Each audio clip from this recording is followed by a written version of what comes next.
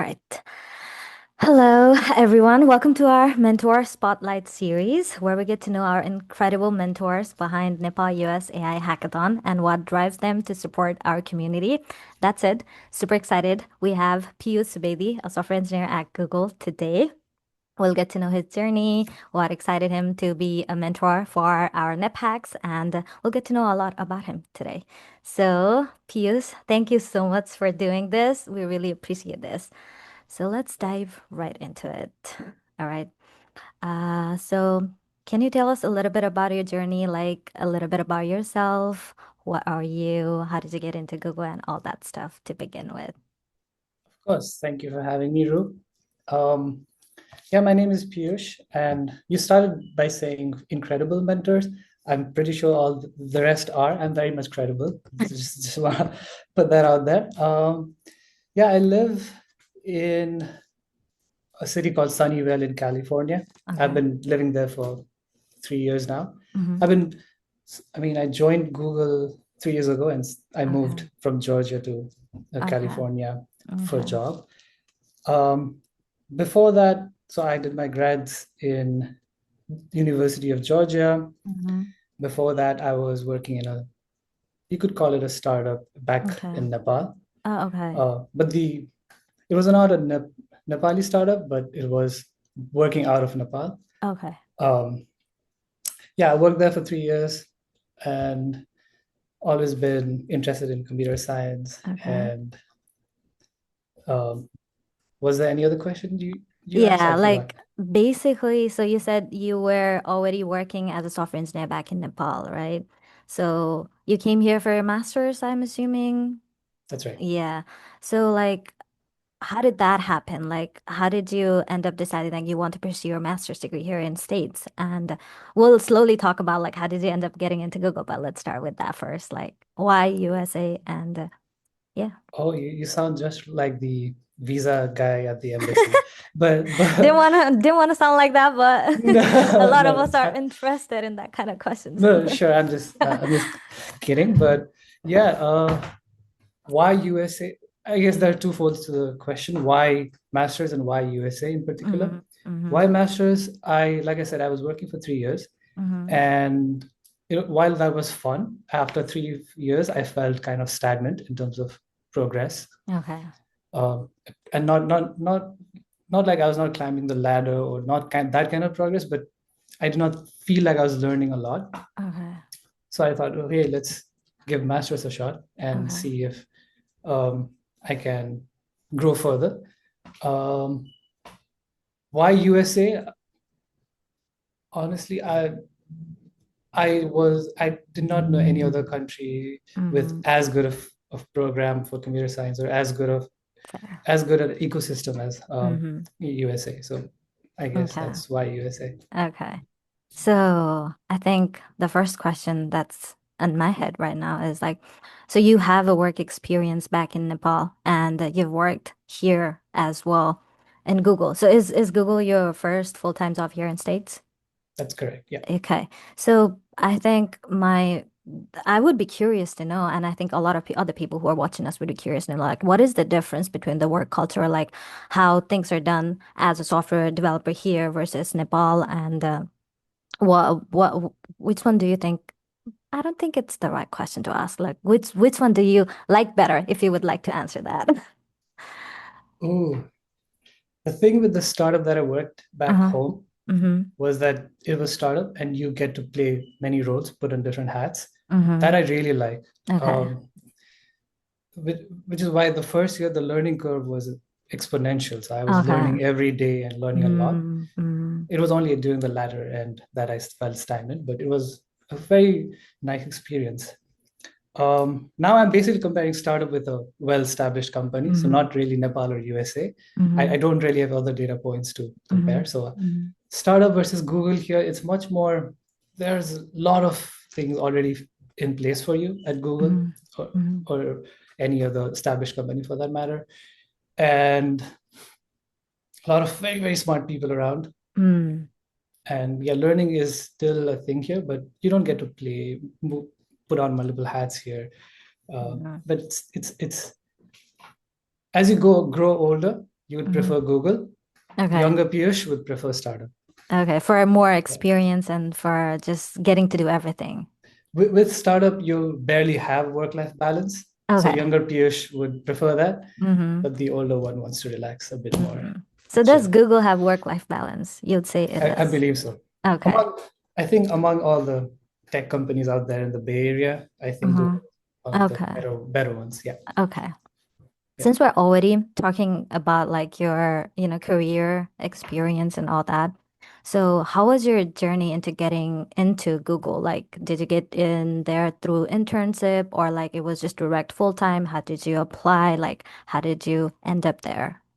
If you would, Right. yeah. Um, so after my grads, I made so we you're familiar, I guess, with Mm-hmm. the whole immigration policy. We have some Yeah. certain 90 days to find a job and all that. Yeah. And I Yeah. was pretty certain that I wanted to spend at least 60 days of that time preparing Mm-hmm. for a company that I would prefer working for. Okay.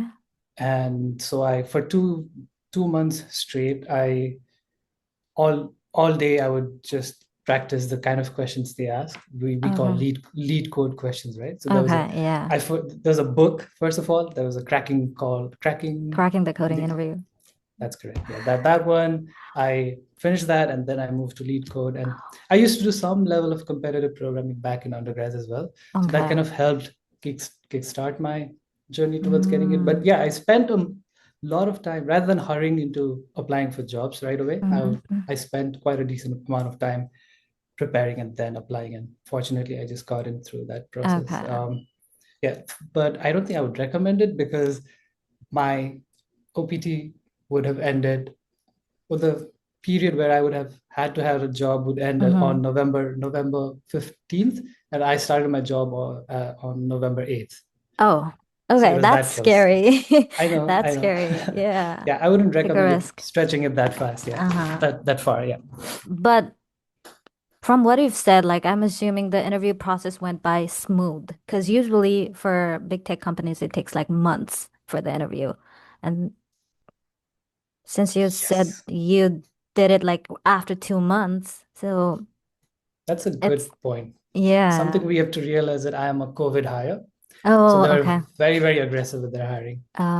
Okay. On the peak, like they were in need It of was people. not peak, but it was at the end of COVID slowly, but they were Hmm. still aggressively hiring. Okay. Okay. Or maybe Mhm. they found you like very smart, so they just needed you right there. Very doubtful.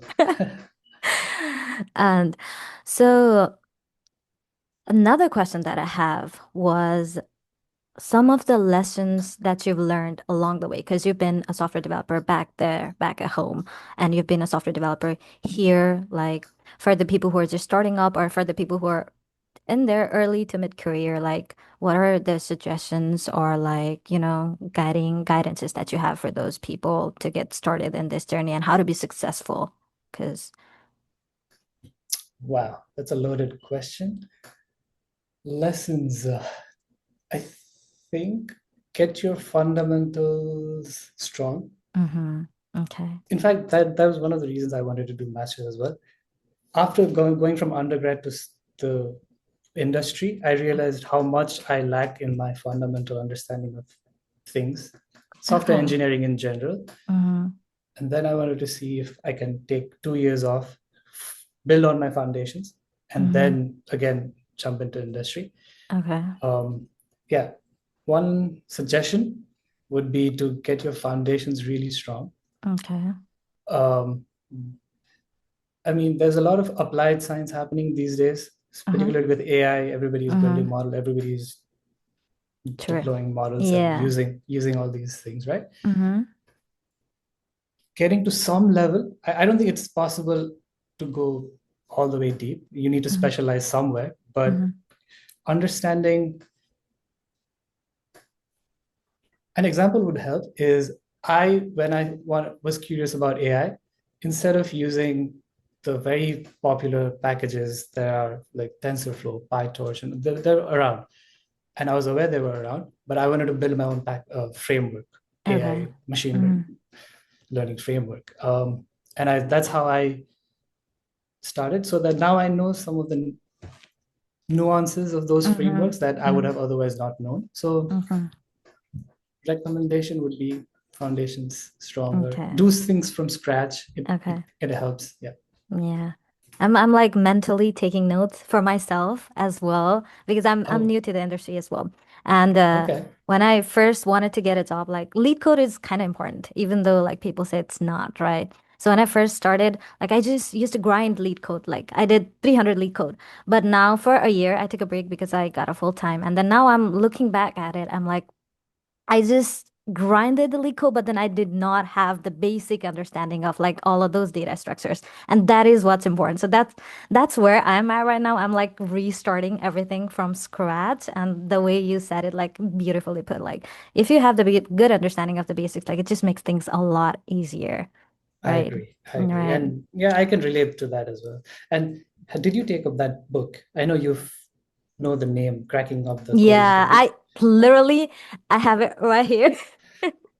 I don't know if about you, but that book does not, at least I felt that it does not make you grind things. It kind of helps you rationalize what algorithm, what data Uh, structure to use at what point. uh-huh. I found that book quite helpful, actually. Yeah. So for me, Mhm. particularly, I have this book, but I have not gone through all of this because I needed to Oh, get a job. So I was like, okay, I need to do as many lead codes as I can. So like numbers over, quality. I just mhm. needed to have that lead code number going up. So that's how I got started with the lead code. Like I used to start with a question, what's a neat code video? And then do that question, like, how did that answer came? Like, how does that accumulate? Like, I didn't care none of that.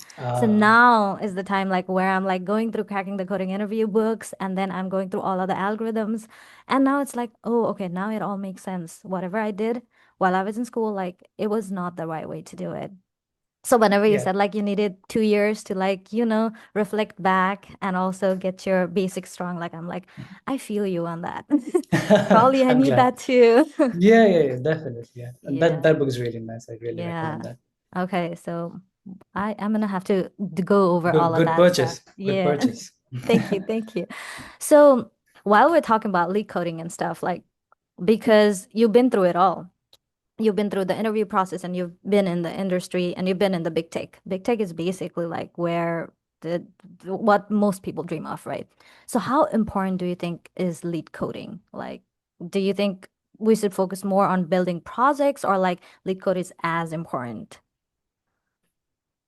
It's at an interesting point, this whole tech industry with this Mm-hmm. revolution that we are witnessing.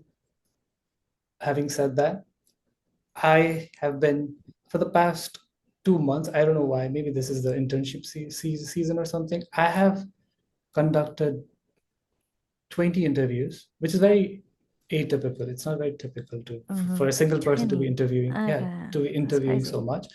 But in all of those, the focus has been lead code like questions. Okay. So I guess that answers the Says it all. question. Lead code, yeah, lead code is important. Okay. Um, unless you are very you have a niche or you are very specialized in some sector where you don't need that much lead coding and you just Mm-hmm. apply in specific roles, right? Mm-hmm. I applied for general software engineering, so lead Mm-hmm. code in that sense is absolutely Important. necessary. Yeah, Okay. Okay. And whenever you interview, because you interview as well. So I'm coming up with all this question in my head. I'm not even looking at the question that are supposed to be asked, that's but go cool. with the flow, right? Yeah, yeah. So whenever you're interviewing the candidates, are you looking for the candidates who can solve the problem or who can articulate the problem? Like, what do you look for whenever you're hiring a software engineer? Let's say like you The you ask a lead code question, like what would be right, your expectation? Like do all of the test cases and pass it and you're hired or like right. is there anything? There's a rubric for us, right? Even Mm-hmm. for the interviewer, there's a Mm-hmm. rubric we have to analyze the interviewee, Mm-hmm. right? With, Mm-hmm. I guess it starts with how well do you comprehend the problem that you're trying to solve? Okay. Then what sort of, and you have to talk through Mm-hmm. your thought process, right? So Mm-hmm. how you can, personally, I see if they can immediately come to a solution that's not the best, but at least Mm-hmm. they can come to a working idea of a solution. Okay. on the head, maybe. If that solution is way too trivial, Mm-hmm. then I would encourage them to think of a better solution right away. Otherwise, if it's not that trivial, I would just say, hey, I don't care. Don't have to optimize anything. Just implement whatever you just said, Okay. or just think of the term in computer science is brute force, right? Just Yeah, brute brute force force. your way. Yeah, Mm-hmm. brute force your way to the solution. I'm happy with that because sometimes the problems don't have trivial solutions. Mm-hmm. Now those I think you knew all these things. I think Mm-hmm. one thing I'll tell you that I really enjoy is I've seen a couple of candidates who really enjoy solving the problem, and it's Mm-hmm. visible. Okay. Mm-hmm. Now I don't feel right saying it, but even if you can fake it, Okay. I would encourage faking it Mm-hmm. because that's one of the we want to see how enthusiastic you are and how's your mindset. How growth mindset is one of the criteria, right? Okay. Okay. So if you show that Mm-hmm. you're interested in the problem, and even if I have to, as an interviewer, have to give you hints, Mm-hmm. and you say, oh, that's a brilliant hint, right? Even saying Um, that, even though you did not come up with the idea, saying, oh, that's a brilliant idea, oh, maybe I can do that. Just being that enthusiastic really um, adds to that, adds okay. to your portfolio. Yeah. Okay. So just kind of showing that you're not doing it just because you need the job, but because you're like literally interested in that. Right. Okay. Right. And you are bound to get stuck at some problems. It's okay to Yeah. get stuck, and Yeah. that's not a negative. You just Okay. need to work your way out by collaborating with the interviewer. Okay. Yeah. So like passing all of the test cases is not the hard requirement, you would say. Mhm. Passing all the test cases, by the way, at least in Google, you don't run your code. Oh, okay. Okay. Yeah. You just write it in Right. almost like a sheet, Okay. Oh, whiteboards, basically. something like a whiteboard where you don't Oh, even, most times you don't even have those good, nice code editors, linters going around. So, okay. oh, you remind me of something.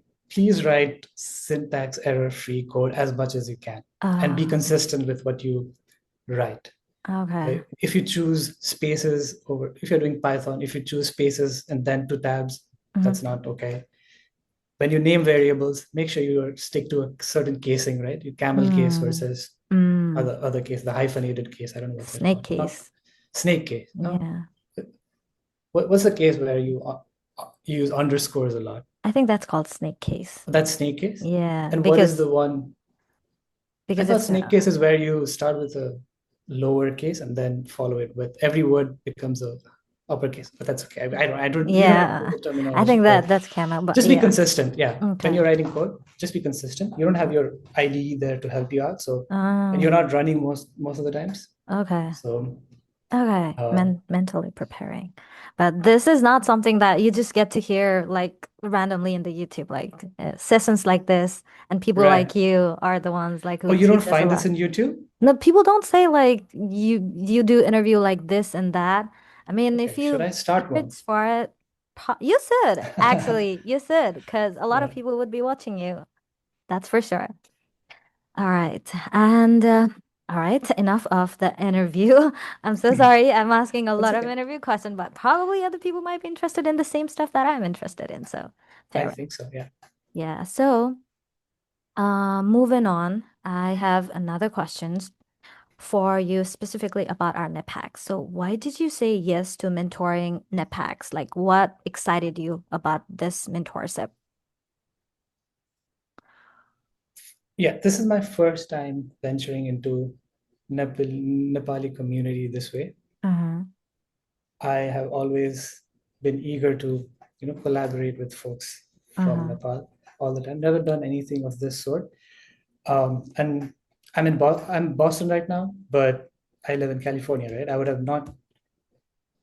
I don't think I knew about this back there, but fortunately I came here, met a few folks, and they introduced me to this, Uh, and I said, yeah, definitely I would okay. enjoy being a part of this. I'll be honest, I'm here more to learn than Uh, mentor, uh-huh. right? Uh, I have very few things I can impart knowledge on, but I'll try my best. But I'm here solely for learning and meeting folks with in the same sector. Uh-huh. I at back in back home, like I don't want to call it home, but back in California, Yeah. Crisis. uh, We back in all have California. that. Right. Back in California, I work under Google Cloud. Uh-huh. I'm sure there are folks, Nepali folks there, but I have not met one, at least Oh, not in my vicinity, right? okay. So collaboration with Nepali has been a little challenging. I personally also haven't gone out of my way to do anything about it, but Okay. that I haven't met anyone. Mm-hmm. So this is my chance to, Mm-hmm. meet folks with like minds and just Okay. see the overall Uh, frontier of Nepali computer science. yeah. No, I mean that makes sense because you said like there are not a lot of Nepali people. Even if you've not gone out of your way to find people, if there was a big community, you would have known about it. Yeah. Because there's not. So like that's actually the goal of even organizing the SNP hacks. I got to know from a community as well. I'm a part of Nepali Women in Computing. So one of the mentors here, not the mentor, but organizers here was asking for volunteers and I was like, "Oh yeah, yeah, me." Oh, Because that's really nice. I like to like I kind of like to talk and I like to be a part of, you know, engaging in a community, like giving back to the community is something that I love. And like you said, like I just want to get to know more people because wherever I live in Texas, but I live in far south in Texas, so there are not a lot of Oh. Nepali people here. So I'm like, whenever I see or get to know about Nepali people, I'm like, oh my God, yeah, yeah, me. So That's yeah, really nice. yeah. What was the organization you said? Nepali Women Nepali in. Women in Computing. So Oh, it's a small organization. We're kind of growing still, right? But it's a group of people who organize a lot of events specifically targeted to underrepresented Nepali women. Yeah, of course, women community in Nepal and here in States as well. It's organized by the people living in here, but I mean the events that we organize are for people, Nepali people worldwide. So that's fascinating. yeah, Yeah. yeah. So No, we're that's something I growing.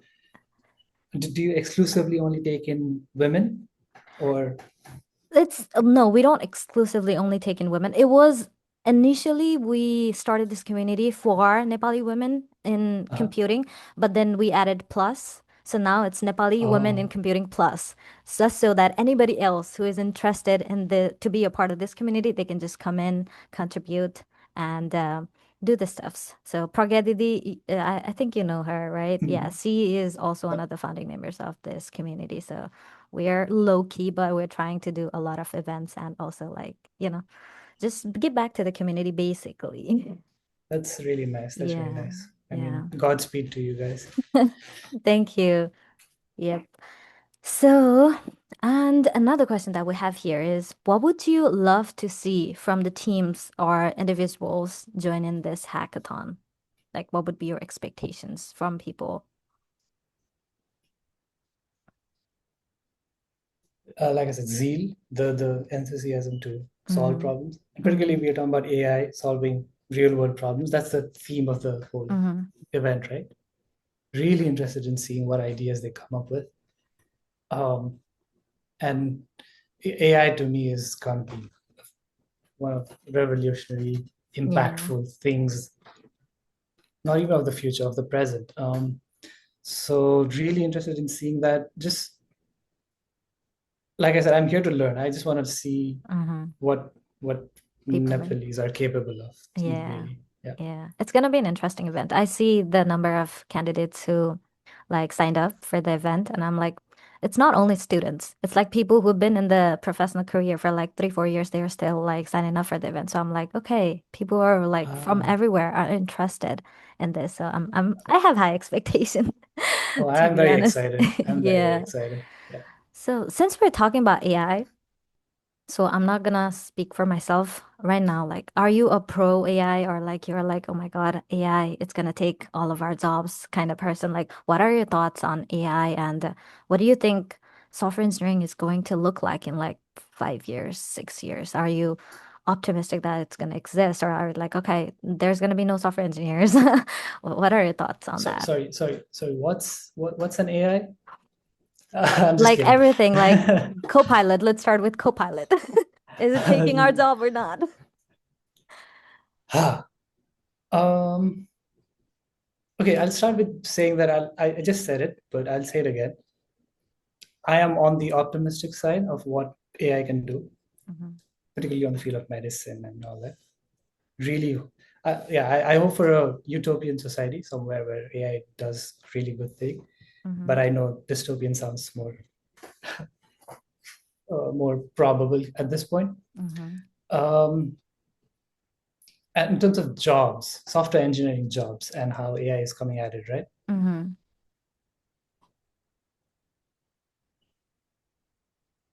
Right now, I'm just thinking how can AI replace me, basically. Okay. Can it? The reason it cannot replace me at this point is it cannot. So we have AI integrated solutions all over Google as well, right? Mm-hmm. And I'm still having to use my mind at work. Okay. Okay. It is very good at predicting stuff. It can fill in things for me, but I need to know where to start. Mm-hmm. I need to know that what it has added is sane, it makes Okay. sense. Okay. And because I think the context is the barrier for at least the kind of models, the LLMs that we see today. The size of context is a barrier at this point. I don't know what's the frontier at this point. Is it 2 million tokens? I don't know, but I don't think it has sufficient context to work off a code base and make changes. And say you have a Zoom, for example, Mm-hmm. it cannot come to Zoom's code base and start developing features right away. It Okay. needs to there's a lot of context, and I think there's some behavioral aspect with collaboration with other teams and all that Mm-hmm. where it still struggles with. Having said that, far, far in the future, I can see it automating everything, but I don't know. If you find an answer to this, please let me know. I don't have an answer because at the moment, no, I don't think it's close enough. Mm-hmm. But I do think it has the potential to replace the Yeah. coding part of it, at least. Not maybe not the engineering part of it, but coding part of it. Okay. Yeah. For me, I'm like, I was, oh no, it's not gonna replace us kind of person 6 months back. I watched a couple of podcasts and I'm like, I don't know right now. I don't know if it's gonna change, but we just don't know. Because I've been using Copilot. It's not gonna replace us today. I've been using ChatGPT and stuff. Like all of us are like, okay, encouraged to use Copilot at work here. So just to increase our efficiency and stuff. But Copilot cannot build the entire project from scratch for you. But I don't know if it's gonna do that within next 4 or 5 years. We don't even know if we're gonna survive next 4 or 5 years. So I'm like not worrying about that aspect Yeah, right exactly. now. Going back to my previous one, just stay hungry, just stay passionate, Yeah. embrace the AI rather than be scared of it. Embrace Mm, it for two reasons. One, you'll start incorporating AI into your solutions, and hmm. you'll evolve as an engineer. And second, once they rise, then you know that okay, Yeah. the AI superload will be happy that you embraced them way early, Exactly, exactly. right? My thought, exactly. Because if you're like being pessimistic about it, like we're not learning, and if you're too optimistic about it, like we don't know. So just live the life. Yeah, We'll yeah, see whatever happens. yeah. Oh my God, it was wonderful talking to you. We're out of time. I wish we had Oh, longer, but it was amazing.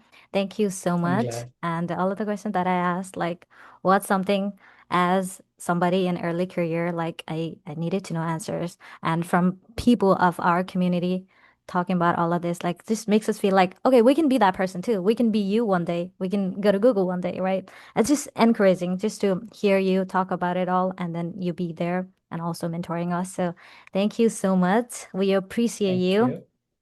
If you're a participant watching this, everybody, we hope you feel more inspired and ready to go. So we're lucky to have mentor like Pius in our corner. More spotlights coming soon. Thank you so much, Pius. Really Thank you. appreciate Thank you. you so much. Bye. See you. See you in See you hackathon. soon. Bye See you in bye. hackathon. Bye.